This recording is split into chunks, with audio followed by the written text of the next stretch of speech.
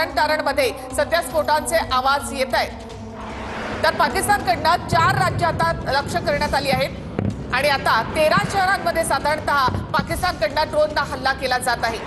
तर राजस्थानच्या बाडमेरमध्ये नागरिकांनी घरात राहावं असं आवाहन प्रशासनाकडनं करण्यात आलंय। जालंधरमध्ये पूर्णतः ब्लॅकआउट करण्यात आलेला आहे।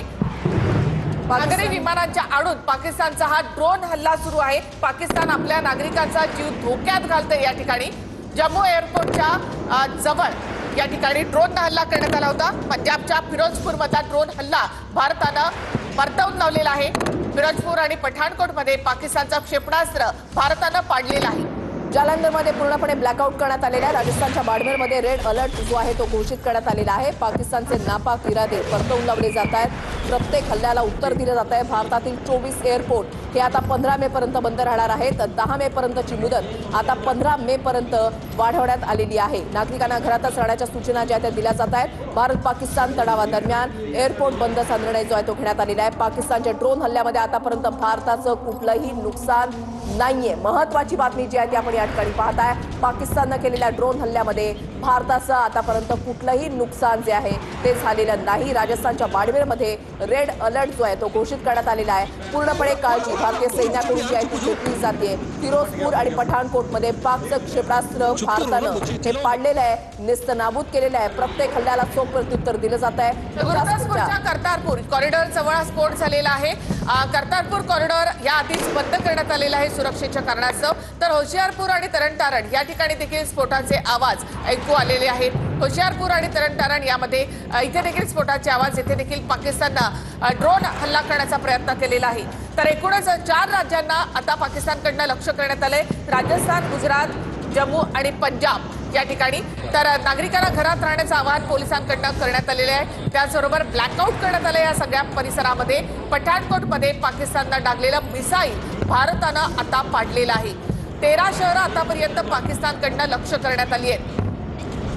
ही शहरं कोणती आहेत तर जम्मू, सांबा, उरी। पाककडून आज कोणत्या भागांना टार्गेट करण्यात आले ते आपण पाहताय। पूंछ, पठाणकोट, बारामुल्ला या भागांना पाकिस्तानकडून आज टार्गेट करण्यात आलंय। कुपवाडा, राजौरी, तंगधार सर्व 30 ड्रोन जे आहेत ते भारतानं पाडलेले आहेत। जैसलमेर, उत्तरलाई, फलोदी, अमृतसर या भागांना पाकिस्तानकडून आज टार्गेट करण्यात आलेला आहे। आणि पाकिस्तानचा प्रत्येक ड्रोन हल्ला, मिसाईल हल्ला भारतीय सैन्यानं आपल्या एअर डिफेन्स सिस्टीमनं हाणून पाडलेला आहे, परतवून लावलेला आहे। फिरोजपूर आणि पठाणकोट या ठिकाणी पाकिस्तानचा मिसाईल भारतानं पाडलेला आहे। गुरुदासपूरच्या करतारपूर कॉरिडॉरचा देखील स्फोटाचा आवाज आलेला आहे। तर भारतानं 2 मिसाईल जी आहेत ती पाकिस्तानची पाडलेली आहेत। होशियारपूर आणि तरणतारण या ठिकाणी देखील स्फोटाचे आवाज आले। आज पाकिस्ताननं आणखी काही नवीन शहरांना टार्गेट केलेलं आहे आणि ड्रोननं त्या ठिकाणी हल्ला केला। मात्र पाकिस्तानच्या या ड्रोन हल्ल्यामध्ये कोणत्याही शहराचं नुकसान झालेलं नाही। पठाणकोटमध्ये पाकिस्ताननं टाकलेलं मिसाईल भारतानं पाडलेलं आहे। एलओसी जवळ असलेली आपली राज्य जी आहे त्या प्रत्येक ठिकाणी एअर डिफेन्स सिस्टीम ही सक्रिय आहे। जम्मूच्या नागरोडामध्ये पाकचा ड्रोन हल्ल्याचा प्रयत्न। नागरोडामध्ये सायरन वाजल्यानंतर संपूर्ण परिसरामध्ये ब्लॅकआउट करण्यात आलेला आहे। या ठिकाणी सुद्धा एअर डिफेन्स सिस्टीम जी आहे ती सक्रिय आहे। जम्मूच्या नागरोडामध्ये पाकचा ड्रोन हल्ल्याचा प्रयत्न पूर्णपणे फसलाय। नागरोडामध्ये सायरन वाजवण्यात आलेला आहे आणि संपूर्णतः ब्लॅकआउट करण्यात आलेला आहे।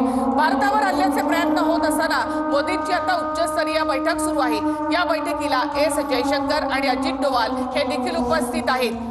पंतप्रधान नरेंद्र मोदी हे सगळ्या घडामोडींवर लक्ष ठेवून आहेत आणि पाकिस्तानकडनं होणारे हे हल्ले लक्षात घेता आता उच्चस्तरीय बैठक पंतप्रधानांची।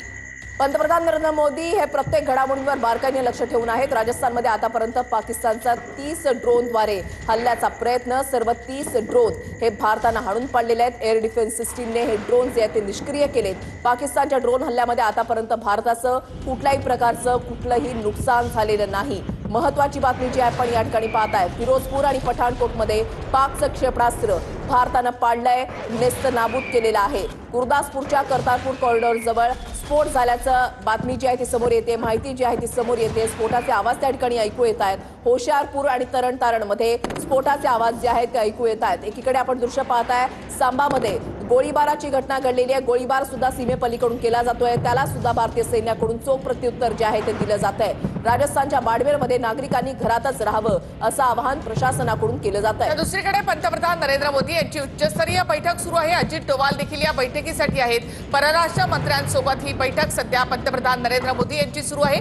सलग दुसऱ्या दिवशी पाकिस्तानकडनं अशा प्रकारे हा ड्रोननं हल्ला केला जातोय आणि त्यामुळे उच्चस्तरीय बैठक आणि भारताची रणनीती तर नागरी विमानांच्या आडून पाकिस्तानचा हा ड्रोन हल्ला सुरू आहे। पाकिस्तान आपल्या नागरिकांचा जीव या ठिकाणी धोक्यात घालते। पाकिस्तानच्या एअरस्पेसमध्ये प्रवासी विमानांची गर्दी पाहायला मिळत आहे।